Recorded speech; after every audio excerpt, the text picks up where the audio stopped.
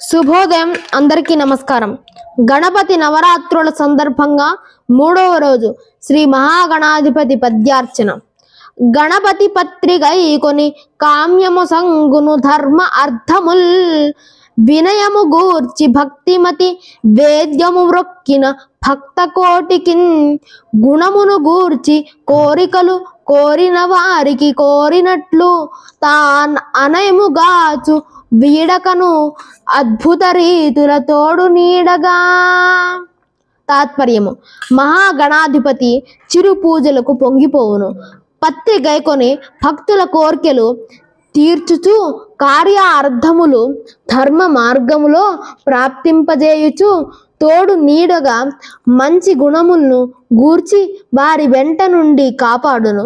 శ్రీ మహాగణాధిపతయే నమః. ధన్యవాదాలు.